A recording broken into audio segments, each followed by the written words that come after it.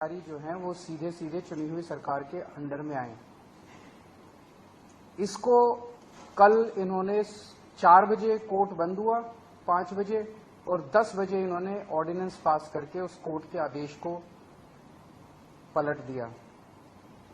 जिस दिन आदेश आया था उसके अगले दिन इन लोगों ने सोच लिया था कि ऑर्डिनेंस लाके इस आदेश को पलटना है, क्योंकि अगर हम सीक्वेंस ऑफ इवेंट्स देखें, जजमेंट आने के और उसको पलटने के बीच में 8 दिन है।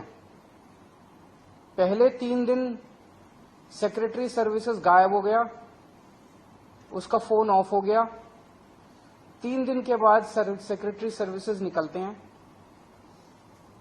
कहते हैं मैं कोर्ट का ऑर्डर मानने को तैयार हूं, तो चीफ सेक्रेटरी फिर बीच बीच में गायब हो जाते हैं और सिविल सर्विसेज बोर्ड की मीटिंग होने में 3 दिन लग जाते हैं।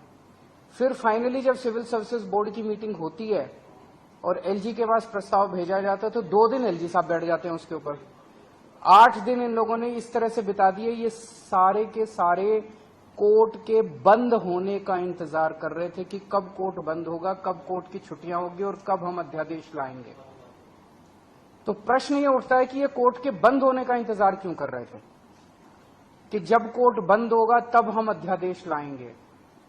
पहले ले आते, जब कोर्ट की छुट्टियां नहीं चल रही थी, जब कोर्ट खुला था, जिस दिन अध्यादेश आया 3 दिन बाद, 4 दिन बाद, 5 दिन बाद ले आते, क्योंकि ये अंदर दिल के अंदर जानते हैं कि ये अध्यादेश पूरी तरह से गैर कानूनी, गैर संवैधानिक और जनतंत्र के खिलाफ है। इन्हें पूरी तरह से पता था कि अगर सुप्रीम कोर्ट के खुले होते हुए अगर ये अध्यादेश ले आते और हम अगर अगले दिन इसको सुप्रीम कोर्ट में चुनौती देते तो सुप्रीम कोर्ट में ये 5 मिनट भी ये अध्यादेश टिकने वाला नहीं था। तो ये चाहते थे कि सुप्रीम कोर्ट बंद हो और उसके बाद ये अध्यादेश लेके आए।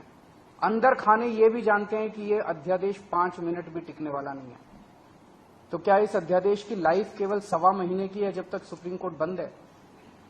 1 जुलाई को सुप्रीम कोर्ट खुलेगा, हम इसको चैलेंज करेंगे सुप्रीम कोर्ट के अंदर और फिर सुप्रीम कोर्ट, हम जानते हैं कि ये भी जानते हैं अंदर खाने ये भी जानते हैं कि इस अध्यादेश का क्या होगा। तो क्या ये अध्यादेश केवल इस 1.25 महीने की छुट्टियों के लिए लाया गया है? आज मैंने आप ही लोगों के चैनलों पे देखा कि ये कह रहे हैं कि हम इन्होंने रिव्यू पिटीशन फाइल कर दी है, किसी ने कॉपी भी भेजी है, शायद कर दी है या करने वाले हैं, कर दी है। रिव्यू पिटीशन का क्या मतलब रह गया?